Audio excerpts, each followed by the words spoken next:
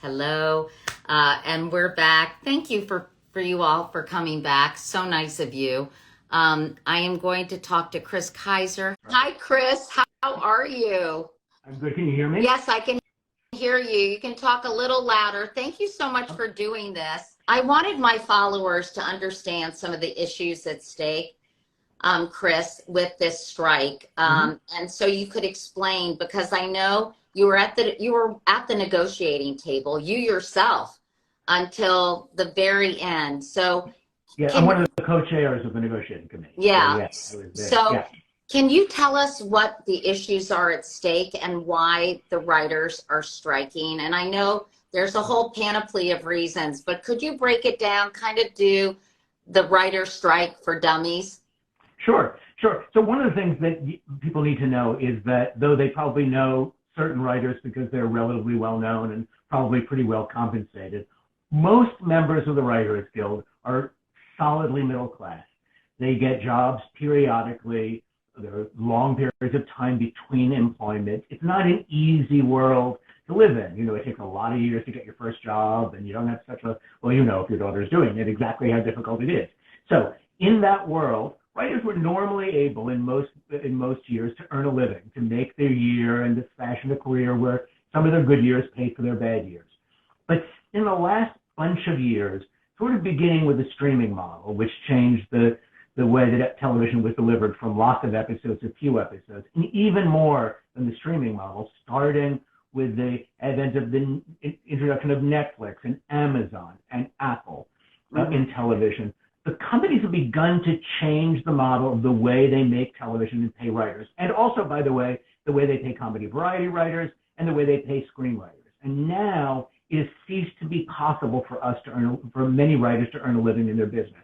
Almost everyone works at the lowest possible rate. We used to be able to negotiate how much money we would make. They don't really even negotiate with us anymore. They just give us the bare minimum, and they hire us for the fewest weeks possible. And then they say, well, good luck getting another job. Or in screen, you get a draft, and they make you rewrite it over and over again, and they only pay you once, and they say, good luck in getting another job. So for writers, it's become a kind of an existential thing that they do not see a future. By the way, the stuff we write is still making the companies really wealthy. One of the things is, in network television, there were like 22 episodes a year for a series, like if you were doing The Good Wife or if you were doing a traditional network show. Right. But with streaming, they're limited series. So there's sometimes 6 episodes, there's sometimes 10 episodes.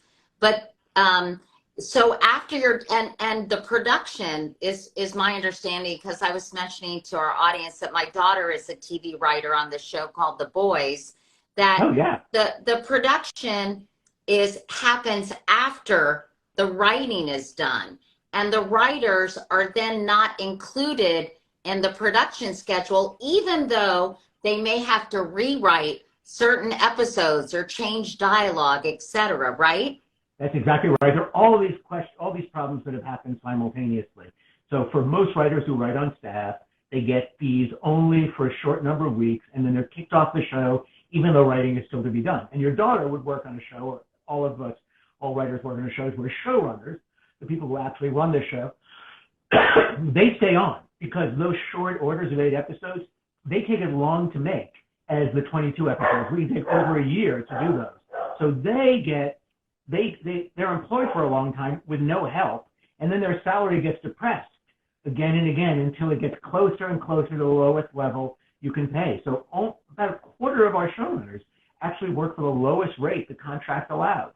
So even if you rise up the ladder of success in this business model, no one does, well, not no one, there are some people who do fine, but the vast majority of writers don't do particularly well.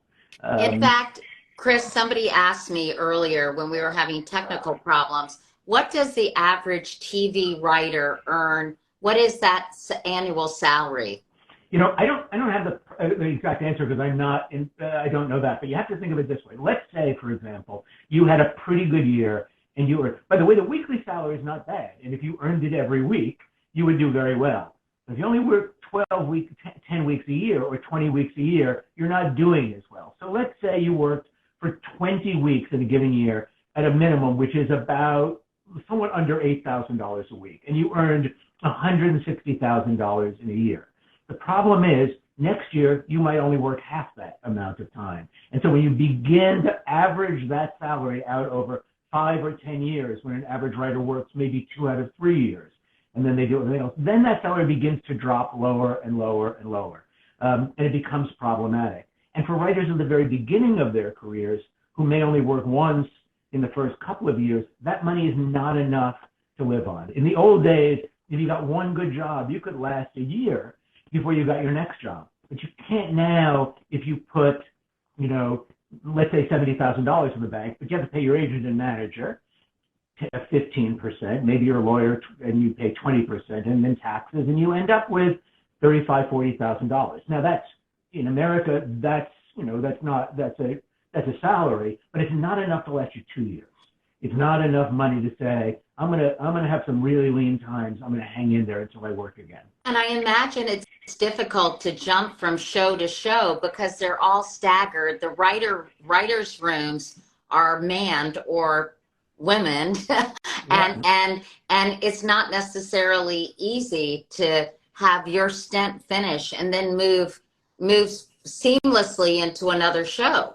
It takes a lot of time. Remember, it's still a competitive business where there are more writers than jobs, and so you're competing for a lot of people with a lot of people for every job. It makes it very, very difficult.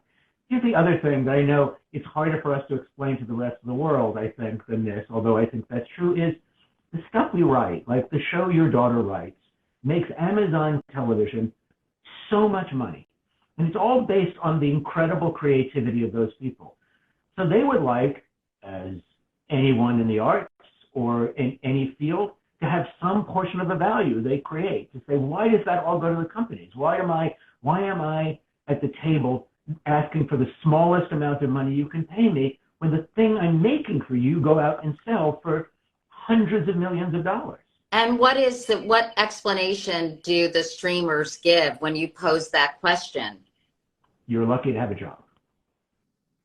Let's talk about residuals, because I think for people who aren't in the business, it's hard for them to understand why residuals are such an important part of a writer's salary. Can you explain what residuals mean? And honestly, Chris, how they've changed since streaming has become so popular? Yes, it's a complicated story, and I think even writers don't completely understand it. When we write something, we give the companies the copyright over it. They own what we write. In exchange for that, we get a certain amount of money when they use it again. So when shows are rerun, or in streaming, when they're left up on a platform, we make some money over a period of time or a number of runs. And streaming is based on the amount of time. And those residuals, that money that we get from the reruns or reuse of our episodes, is the thing that allows writers to live when they're not working at all. It's the kind of, it's the backstop for the middle class of writers that they get residuals. In the old days, when you had 22 episodes, you wrote a bunch of episodes in a season. Maybe a writing staff, everyone got 2 or 3 episodes. In a new world where you only write 8 episodes, maybe if you're lucky, you write 1. And so residuals are already a fraction of what they used to be. They also take a long time to be paid. In fact, the Writers Guild has done pretty well with residuals on television. A lot of writers aren't seeing that yet because what the companies did is they put a clause in where they grandfathered all of the increases. So none of the shows that are being written under the old contract actually get the better residuals. But in the next couple of years, those residuals are going to actually get better. Now, the other problem, by the way, with residuals is that all of a sudden, and writers who work, or even anyone who knows about these platforms, knows that they have more subscribers overseas than they have in the United States. And yet, all of that overseas use doesn't come back to writers. So one of the things we're fighting for is a reasonable portion of the revenue that the companies we work for make from showing those shows to hundreds of millions of people, or 100 million people overseas. So all these ways we're trying to claw back some of the money that was taken from us. One statistic I think people will understand is in the last 10 years, writer salaries have dropped by 24%. And in the last 5 years, screenwriter salaries have dropped by 14%. And that's at a time when the companies were making $100 billion. When all their revenues were up all the way through peak TV, writer salaries were dropping and dropping and dropping. Is this pressure from Wall Street, that these companies have overspent to create content, and now Wall Street is saying, hold on a second, you need to be more profitable and spend less money on content? I think that is, yes, I would say this. It's not just the fact that Wall Street right now is saying, or there's some inclination to cut costs. The pressure to increase your bottom line for quarter-over-quarter profits, the way these large companies work and these tech companies work, yields a kind of attitude toward all of us like we are all expendable. The least you can pay us, the less the costs are, the more you can squeeze out of every person, the better off you are. It's a change in the way things used to be made. Look, the old companies wanted to make a profit, and they made a hefty profit. But their point of view wasn't, let's see if we can pay people the least amount of money possible. But this move toward a kind of gargantuan corporatization of the business and the move of tech companies into the film and television business has fundamentally changed everyone's point of view. And so now, yeah, I think we are victims in the same way as labor is all across this country of an obsession with pleasing shareholders and Wall Street and CEOs who need quarter-over-quarter growth to boost their pay package. We're the victims of that. And now I know it's a hard couple of years, but here's one thing I say to people, and I'm sorry if I'm going on about this. That's okay. So day one is, they say to us, it's really a tough time right now. We have to cut costs. We need to improve our bottom line. We're laying off some people. And yet, if you took a look yesterday, there were reports of the CEO's salaries booming in 2022. Tens of millions of dollars, hundreds of millions of dollars for all of them put together. Well, I assume during that tough time, those CEOs went to their companies and said, you still get to pay for something of value. What I gave you was worth your 20 or 30 or $40 million you're paying me. Why do 12,000 writers who make every movie and television show that anyone watches, don't have the same right to go back and say, I know it's tough, but look at our value. You have to pay us for this stuff. Nothing happens without us. So I think, there's a kind of duplicity in the way they talk about their business problems. Is part of the problem, Chris, I'm curious, is data on viewership and how many times the show has been streamed. Are these companies transparent with that kind of data so that you all can negotiate what should ostensibly be your fair share? No, it's very difficult. And you've hit on it in two different ways. One is if I have a show and I don't have any idea how well it's doing, and I often don't, it's harder for me to advocate on the part of my writers or for writers with their own agents to say, hey, we've got a really successful show, pay me more. Even more than that, though, the residuals we get from the companies, the streaming companies, have nothing to do with the success of our show. They won't tell us how well our shows are doing. So The Boys is not doing better on Amazon than the least successful show on Amazon. But it should be because it's one of the most successful shows. So one of the things we're arguing for is the kind of ladder of a success-based residual. If we write something that makes you a lot more money, you have many more people watching it, you should pay us a little bit more. So for the companies have said we won't talk to you about it. It's very hard for us to do, to know exactly what that all means because, as you say, they will not tell you how well your show is doing. Netflix sometimes puts out a number of, this number of minutes or that number of minutes. But by and large, the companies are very secretive about all that data, and it's entirely to their advantage. Can you get them to be more transparent, or is this something that they refuse to do? We fight for it, along with a long list of other things we're battling for. But it's very difficult. It's hard for labor to win anything. And our list of things, when companies take away from you what they negotiated to give you, when they give you a little bump every 3 years, and in the 3 years in between, take 3 times that amount back, you're left going back to the table with a list of requests so long just to get back where you started that you end up not being able to accomplish anything. So many labor negotiations for us are just an attempt not to lose further ground. And nothing we're asking for right now is really much in advance. It's just to say, pay us what you used to pay us when you made less money and when the business was less certain. Just let us get back to the way things used to be. And their response is, we'll give you the same bump we always gave you and send you home. The WGA, I think 98% of members supported this strike. What kind of support are you getting from the Screen Actors Guild and the DGA and other unions that are, that are really affected by this strike, by the way? Yeah, they are. And we understand that one of the sad things about labor having to fight for itself is that it ends up having to suffer itself, but also to force others to suffer on our behalf. And we're painfully aware of that. We've had a lot of support. SAG-AFTRA has been extremely supportive. The Teamsters have been remarkably supportive. My dog is licking my hand right now, and I'm trying not to use my phone. The IATSE is being very, very supportive. And the DGA has also indicated its support.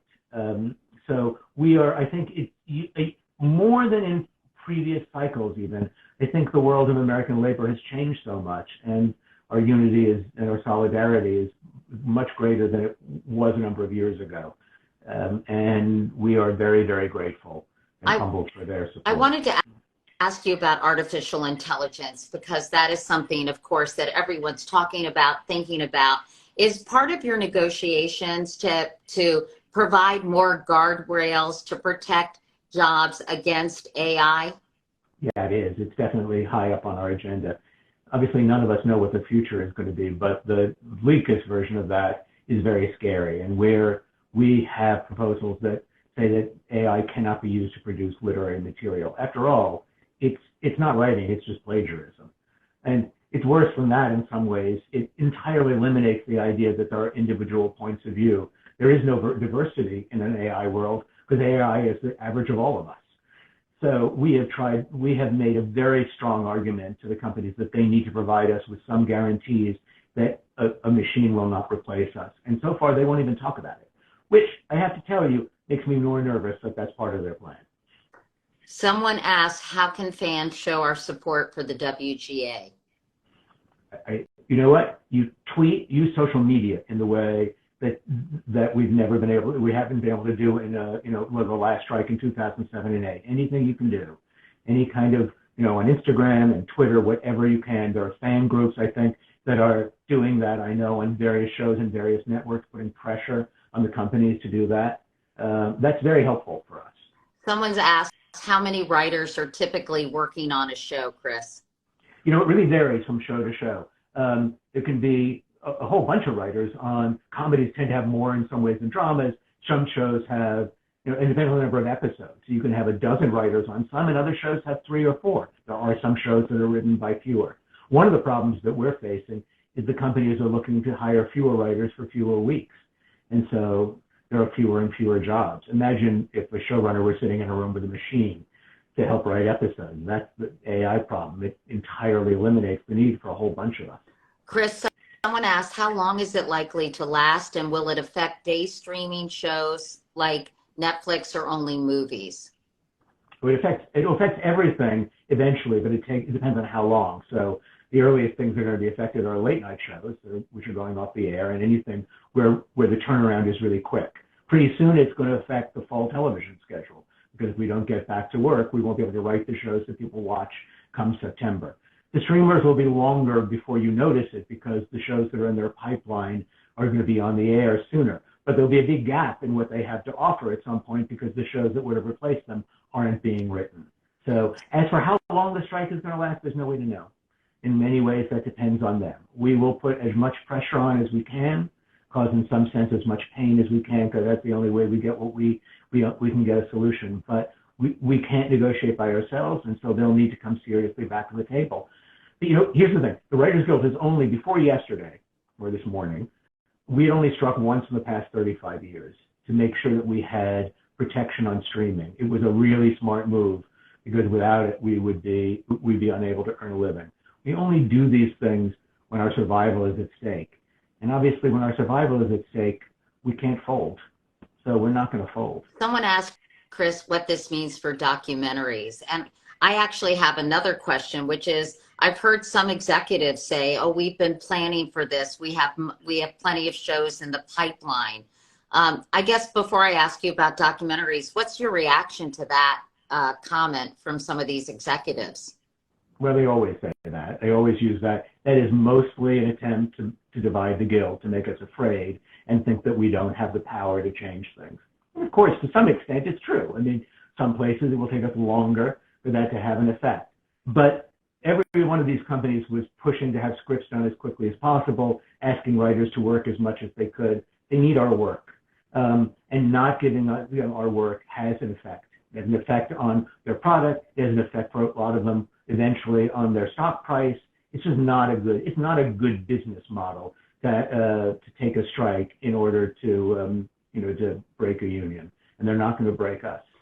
As for documentaries, I mean, things that are being made for, if somebody's sitting in, making a documentary by him or herself with no association with a company, those things are, then they can do that. But documentaries are written things, right? And so we can't write.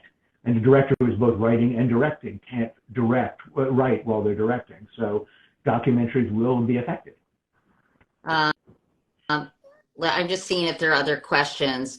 Oh, this is a question. Will these companies hire new writers during the strike? No, they can't do that. You can't scab during the strike. I mean, there's always a possibility that somebody does that and we find out, but those people are then banned from the guild forever, and the companies know they can't actually. Oh, by the way, I should say the writers all across the world and all of their other guilds are united with us in this. We have something called the International Affiliation of Writers Guilds, and one of the things we do is we agree with each other that we don't take struck work. We don't scab to replace each other. So they're not going to find people overseas, and they won't find anyone in this country who wants to write for more than a couple of months, because anyone who does will end those people will find their careers very, very difficult to maintain. My friend Anna Roisman says, does this affect the morning shows, or producers still working? I was trying to remember when I did the Today Show, I don't think the news writers were in the Writers Guild. News writers are a different union. I think I was SAG. I'm SAG-AFTRA. Right. So news writers are in a different guild, and there are a bunch of hyphenists, people who are both writers and directors, or writers and actors, and people who work under two contracts are allowed to do what they do under their contract, but they can't write under that. It's complicated, but by and large, for example, that's one of the reasons why late night hosts are going dark, because they are refusing to write. Someone was asking if this is going to affect ad revenue, which will affect the bottom line for some of these companies. Well, we certainly hope so. I mean, they're about to have their upfronts, where they sell ads, the broadcast companies, for the fall season. And right now, I don't think anyone can promise there will be a fall season or the full fall season. So that's absolutely going to affect ad revenue. And I hope eventually on the streamers, the viewership will decline when there are fewer shows to watch, or that people will cancel some subscriptions here and there if they see fit to do that, and that affects their revenues with those who have ad streaming services. Is that what you're hoping people will do? That they'll stop their subscriptions and to show their support? I don't want to. People can do what they want to do. I'm not asking anyone to do anything like that. That's a personal decision. Before we go, so how does this end? I know that the last writer's strike lasted for 100 days. The longest was 153 days. How long are you prepared to strike? We have no choice but to strike until we get a deal that protects the future of the business. It truly is impossible for young writers to make a go of this now, or extraordinarily difficult. We get stories again and again from our members who say they're taking second jobs while they're on shows just to make ends meet. Well, that's not a world that can continue. And so with this kind of threat to our livelihoods, we have no choice to continue until we actually make a deal. And this will end when the companies say, we're serious to come back to the table and give you what you need. In the strike of 2007-8, we ended up getting what we asked for at the very beginning. So the billions of dollars in loss to the economy and the pain that was suffered wasn't necessary for any other reason than to finally move the companies to behave rationally and give us what we deserve. And I know everyone argues for their own behalf, but we would not be on strike for some few extra dollars a week. We would not be putting ourselves in this position unless we felt like we could not survive without making the deal that we're asking for. And I think it bears repeating, writers aren't the only ones affected by this strike. This has a ripple effect and impacts so many people in the industry as a whole. Yeah, it does, and we're really mindful of that. We're actually we can see if we can help with that a little bit. Don't you have a fund? Don't you have a fund for people? Yeah, we've started a fund to help other people who are working in the business, who are just suffering during this period of time, and they can apply to it through the Entertainment Community Fund. We don't kid ourselves that that's going to take care of everybody and all the pain that a strike causes. The problem for all of labor is the answer can't be to be treated by companies in the worst possible way. No one wins that way. Not actors. By the way, actors and directors and members of IATSE and the Teamsters, they have similar issues to the ones we have. They're not exactly the same, but we all are suffering from a version of the same story, which is too much insecurity, too little pay, too little return on an industry that makes billions of dollars and then pays so little of it back to the people who make it possible. Well, that's a good way to end this conversation. Chris Kaiser. Chris, thanks so much for spending time with me and explaining your situation and what's going on with this strike. I think it was super helpful for all the people watching, and good luck with everything, and keep us posted, although my daughter will certainly keep me posted on a regular basis. I look forward to meeting her on the picket line, and thank you for giving us time, because obviously telling our story is important. We like telling stories. Yeah. So this one's a little bit of a sad one, but it's going to have a happy ending. All right. Okay. Thanks. Let's hope so. Okay. Thanks so much, Chris. Thank everyone for watching. Thank you, everyone. Sorry about the technical problems. Me too. But now you know how to do an Instagram Live. I knew. It's a big day for me. Thank you. Thanks, Chris. Bye. Okay. Bye, everyone.